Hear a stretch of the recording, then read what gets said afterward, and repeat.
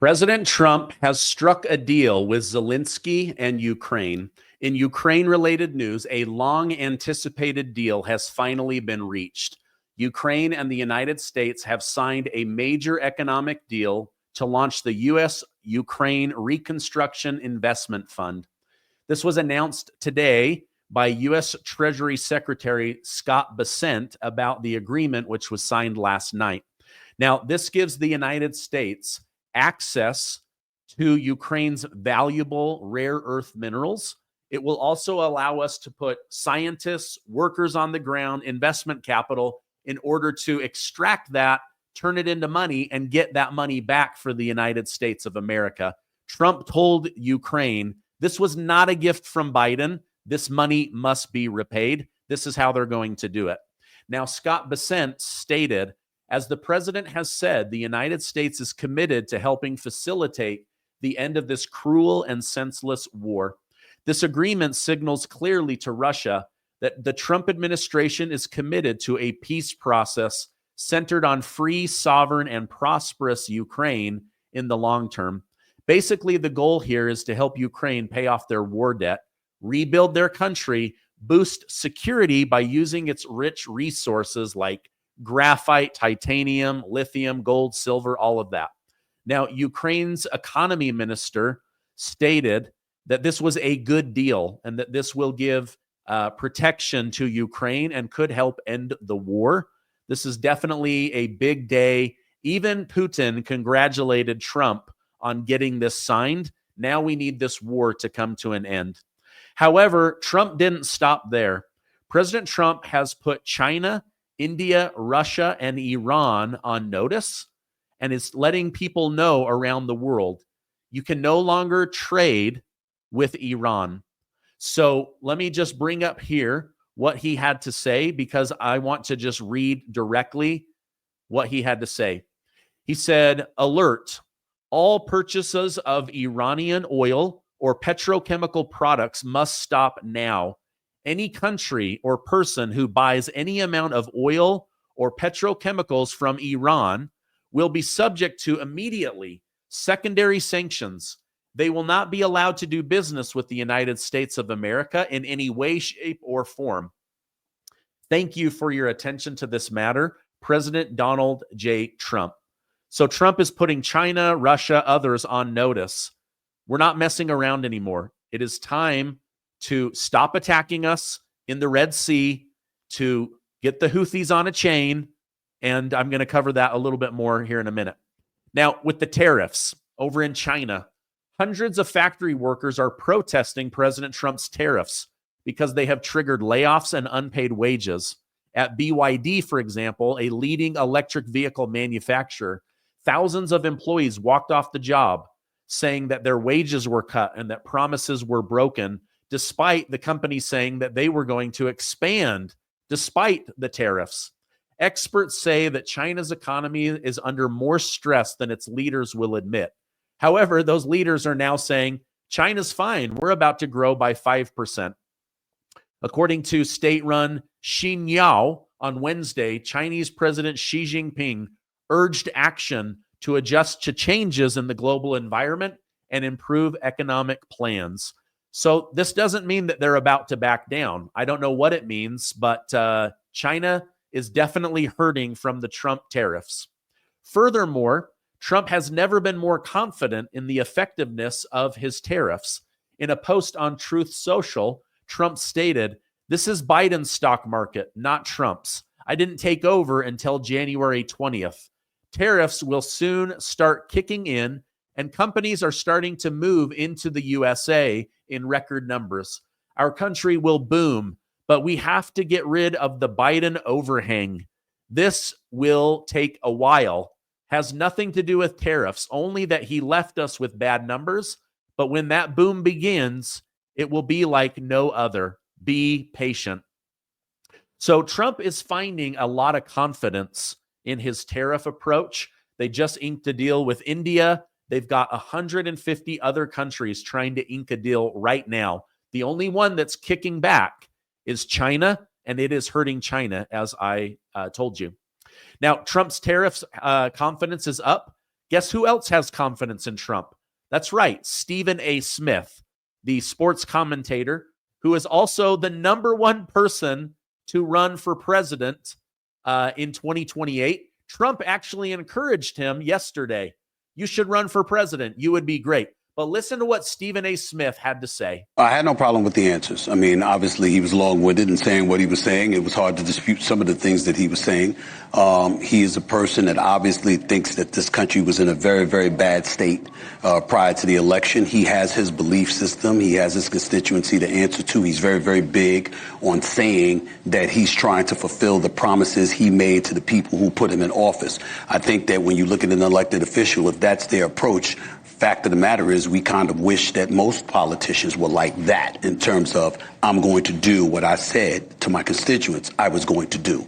Having said that, it's a lot of talk, and I hope that it's backed up. These deals that have been 2 weeks.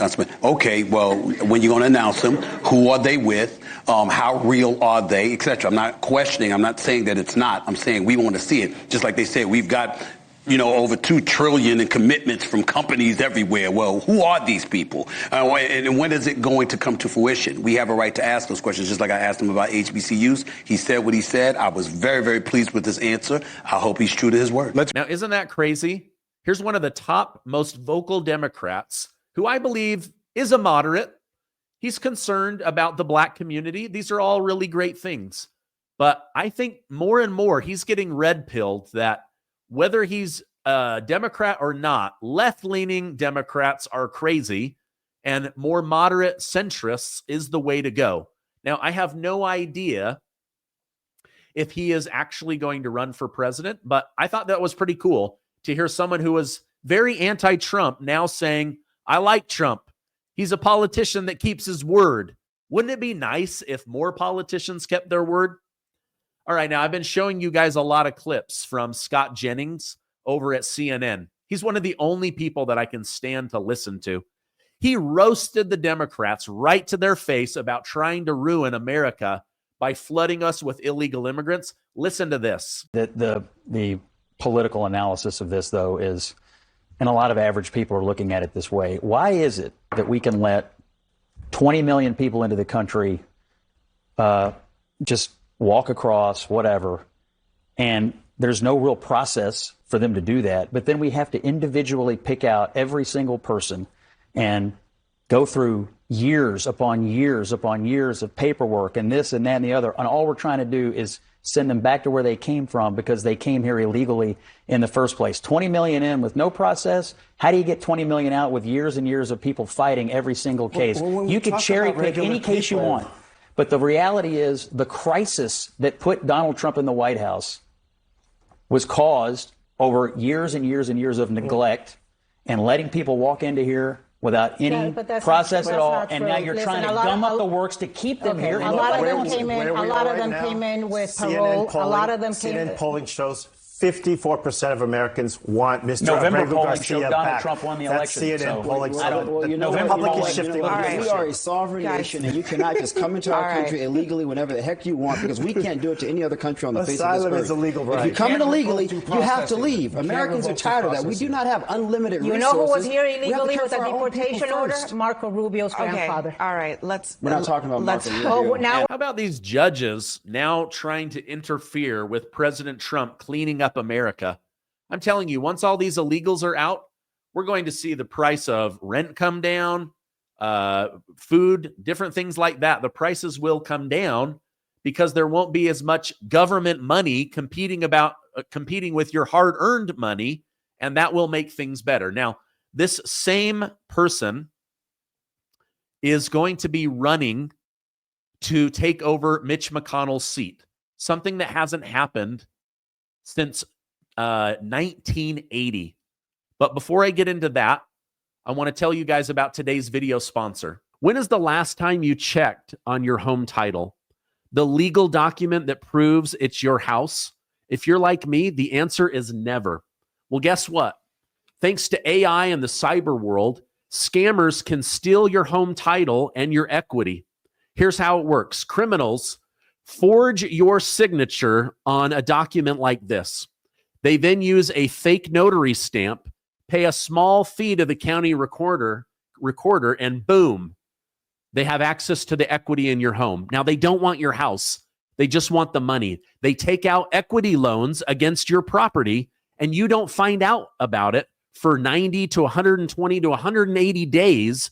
And the next thing you know, your life is a legal and financial nightmare. That's why you need to work with Home Title Lock in order to protect your property. Now, gratefully, I have partnered with Home Title Lock. They are great at what they do. You can use promo code Gardner at HometitleLock.com to make sure that your title is still in your name. You'll also get a free title history report and a 14-day trial of their $1 million triple lock protection. That's 24/7 monitoring on your title, urgent alerts to any changes, and if fraud should happen, they'll spend up to $1 million to fix it. Go to HometitleLock.com now. Use promo code Gardner. That's HometitleLock.com, promo code Gardner. All right, now, Scott Jennings, the CNN contributor and conservative strategist, has he's basically announced that he might want to run for Mitch McConnell's seat in Kentucky to become the new senator there. This is what he had to say. If the president wants me, I'll run. If he wants someone else, I'll support that candidate. I believe Kentucky has benefited from having Republican senators for a long time. And I think the Senate seat ought to be in the hands, ultimately, of somebody who's going to help Donald Trump execute on the president's agenda. Now, Mitch McConnell, the longest-serving Senate party leader, announced that he will be stepping down in 2026. His seat has been taken since 1980. So 45 years, it'll be 46 years by the time he gets out. We cannot get rid of this guy fast enough. And Scott Jennings would be a great option, but I bet there's a lot of really great conservatives in the state of Kentucky. All right, now speaking of politicians who should step down, Minnesota Governor Tim Walz said at a discussion at the Harvard Kennedy School that Kamala Harris picked him as her vice presidential running mate because of his appeal to white male voters. Tim Walz explained that Harris saw his ability to connect with these voters, mentioning his relatable qualities like code talking white guys that watch football and fixing their trucks. Walz stated, I was the permission structure to say, look, you can do this and vote for this. And you look like, and look across the swing states. Every single swing state that had white men voted a majority for Donald Trump. So nobody cared that you were white, Tim Walz. They cared that you were a beta and that Donald Trump is an alpha male. They look for strength. They look for toughness. You are not any of those things. One person said over on X, I'm a white guy, have been for 53 years. What the heck is code talk for white guys? Please, someone enlighten me. Tim Walz lost because he and Kamala Harris were terrible candidates, and they had no policy to really run on. All right, U.S. Defense Secretary Pete Hegseth sent a strong warning to Iran over its backing of Yemen's Houthi rebels who have been attacking U.S. ships in the region. His statement came after Houthi drones hit the USS Carl Vinson and its warship in the Arabian Sea. Just days after the U.S.-UK airstrike targeted Houthis' position in Sana'a, he stated, message to Iran, we see your lethal support to the Houthis. We know exactly what you are doing. You know very well what the U.S. military is capable of, and you were warned. You will pay the consequence at the time and place of our choosing. Now, it's not clear whether the hit on this U.S. war vessel was the reason that an F-18 jet fell overboard into the ocean or whether it was something else. Either way, President Trump sending a strong and bold message to Iran and those that do business with Iran, And now Pete Hegseth, Secretary of Defense, is sending a strong military message. Do not mess with our warships. Iran, you have been put on notice.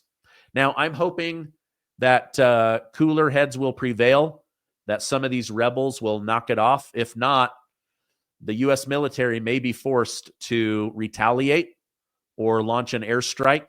If so, I will cover that here on the channel, but I'm hoping and praying that these bold actions and threats are enough to get Iran to stand down. All right, that's my news update for today. Please let me know what you guys think. Would Scott Jennings be a good replacement for Mitch McConnell? I think he would be. Also, what about Stephen A. Smith? Is that guy about to become a MAGA Trump supporter? Or is he going to run as the front runner for the Democrat Party in 2028? Let me know in the comments, please. All right. Thanks, guys, for watching. I love being your source of truth and information. If you could, you've stayed to this point, give this video a like, hit that subscribe button. We're on our way to 2 million amazing truth seekers. I love you guys. Stay amazing, and I will see you